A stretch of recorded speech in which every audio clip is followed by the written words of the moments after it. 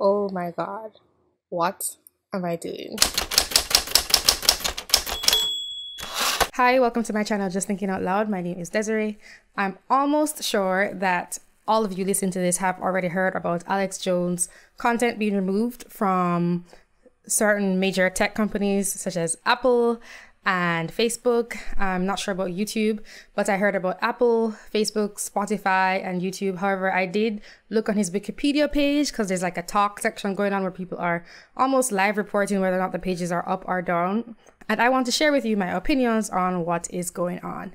But first, I would like to say I'm sorry for not having made a video in a while. I'm sorry. The first thing I want to point out is that free speech has become a very hot topic in our society today. I adamantly believe that tech companies are committing censorship.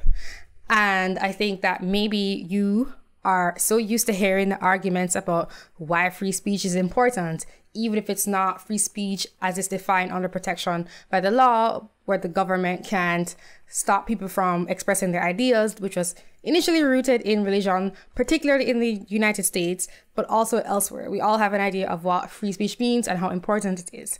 And there are some arguments that people make for why it's important to protect someone's free speech. One of them is that if you don't protect somebody else's free speech, then they could come for you in the future. Another thing is that free speech is the marker of a civilized society. If you don't have free speech, then people solve problems by turning to violence and war. And that is how most of our problems have been solved in human history. So the fact that you'll sit down and talk to someone means that debate is a way of avoiding violence. But if you stop someone from even getting their ideas out, or you give one of the many sides a higher position on the playing field, then that means that someone is forming society from the top down rather than the people forming society for themselves. And people being able to talk and give opposing viewpoints to the established ones by those in power is a way of reducing or sometimes completely opposing tyranny. I was just reading an article by a major, I would call it left-wing news site, even though they probably see themselves as neutral. They were saying that YouTube and Facebook and so on, companies like that, market themselves as bastions of free speech, and that they were responsible for the Me Too and the Black Lives Matter movement. And it's so funny because I know the way they say it, it's as if those things are good things to champion. And that's exactly why free speech is so important, because to them, those things are movements that should be championed. But to other people, those things are not. And then the final thing that I want to point out that maybe you're tired of hearing is that labeling people is not debating them. Calling someone Islamophobic or calling them a white supremacist does not actually respond to the things that they are saying. And the sad thing is that even when people are right, in terms of, say, the data they are bringing, there is normally more than one way to approach the situation and decide how to deal with it. And if you just constantly label people as evil or whatever buzzword it is that people immediately react to as a bad thing, then there is never the chance for people to be able to hear those arguments and also see the other outcome that could come from that argument that the bad person, in quotations, is making. I don't know if that made sense. So, for example, I was just listening to Stefan Molyneux and Lauren Southern talking about how they were basically being deplatformed in New Zealand. And I don't even know what their conclusions are. I used to follow Stefan a lot. I don't really listen to all of the things he says anymore. But I know that oftentimes I would listen to him talk about, say, genetics. And just because you could point out these different traits in humans, it doesn't mean that you have to remove those people from your society.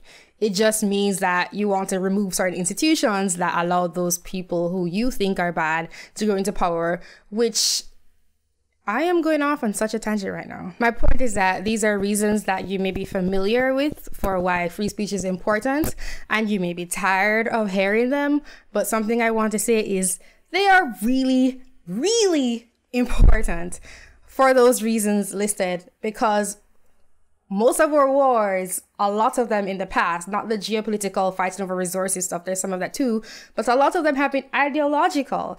And if you can't talk about stuff, it comes to using destructive weapons, which we have a lot of right now. So that's the first thing that I wanted to point out. Now I want to talk more about these tech companies.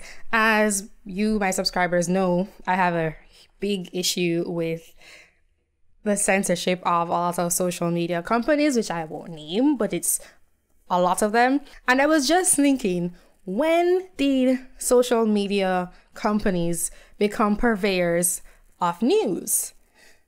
Social media is a way for people to interact with each other, not a news outlet. I don't know when they became that. I think there were just ways for you to say upload videos and share content with people, or share content such as text or photos with your loved ones and then the wider world. So that's what social media really was about. And I don't think anyone could argue against that. I think that's how they were born and that's how they became popular.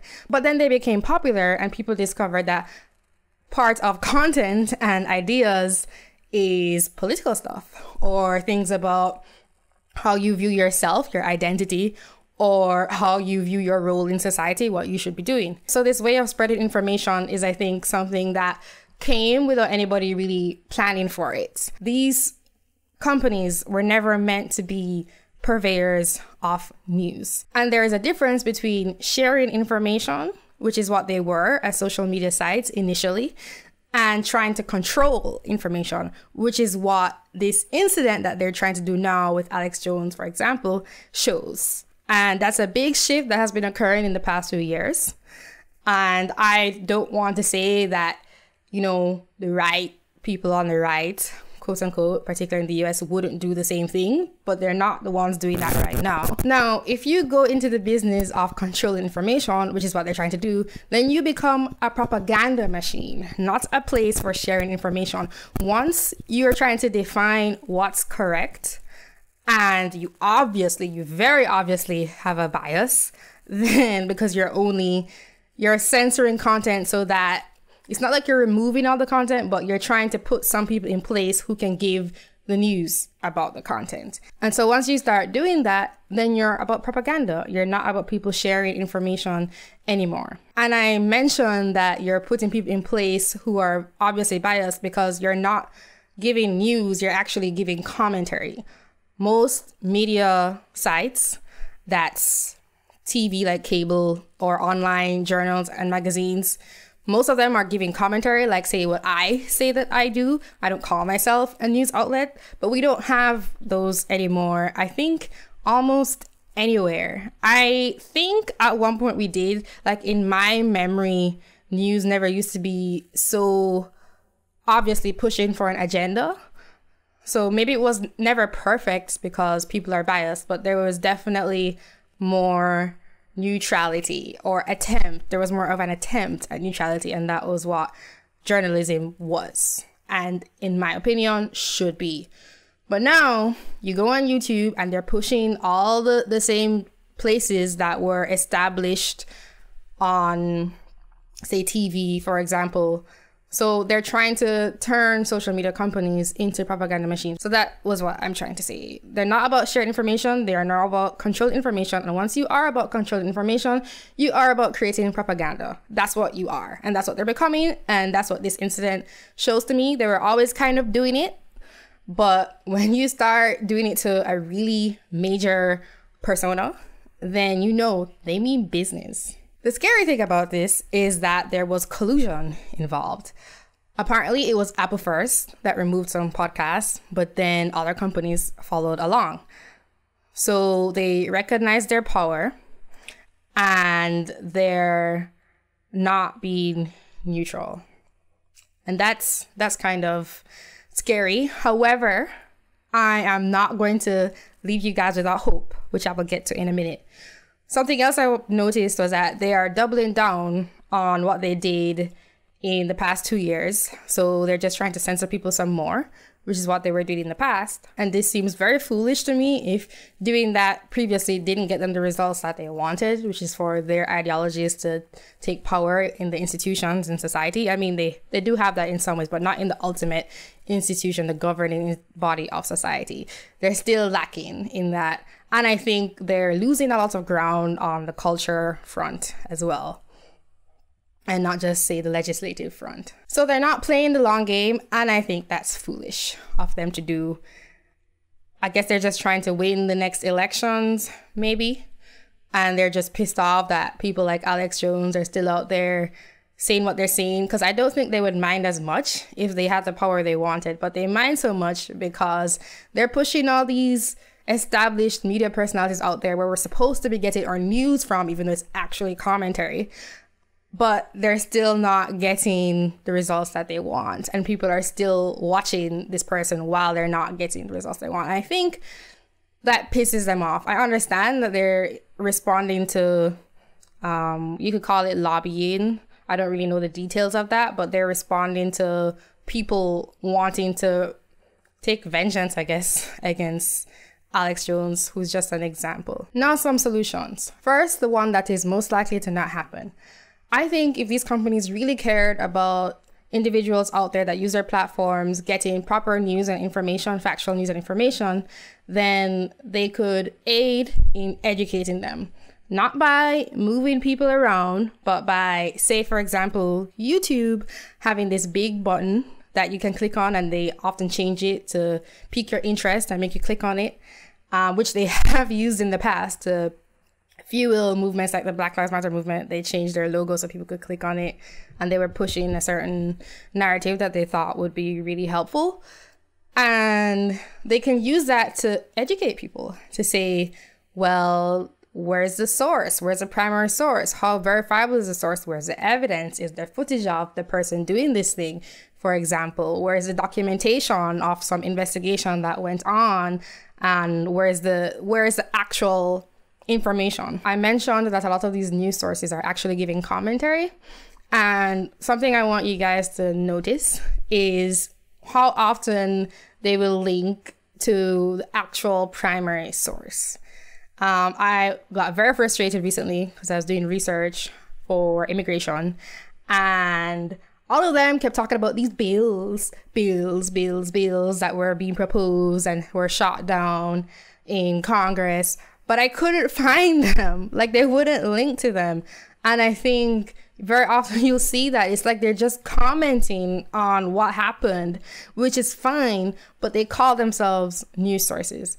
So I think this example of education isn't really possible because they want the power, obviously, or they would be focusing on this, but also because it's in contradiction to what they're doing, which is trying to promote certain commentators. I don't know everything in the world, but I did make a video about how fake news is destroying your brain, and that is one thing you could go and look at in order to identify verifiable sources or identify when you're looking at biased information, which is almost all information. Me talking also is biased. However, I don't call myself a news outlet, and there are varying degrees of bias, as I just pointed out, where I think news and journalism has changed in the time I've been alive, which isn't that long, or maybe it's regressing. I don't know, and hopefully it can move forward again. So that's the unlikely solution. And then I think the more likely solution is that I am really big on crypto, and I think that we have the power to change these things if we're looking at the long game. So as you guys know, I am on a couple of alternative social media sites, such as Gab. I really just repost content. Steemit, I got a couple followers there, and someone was asking me, do I even read the comments? And no, I don't really, because I don't have the time, but I am a big fan of it. And D.tube, which is linked with Steemit. And there's also Bitchute.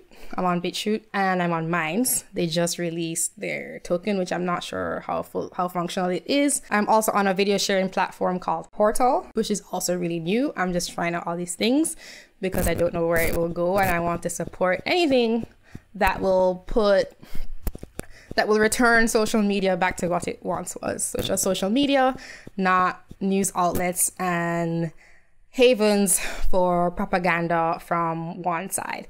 I mean, propaganda from all sides is what I think social media should be.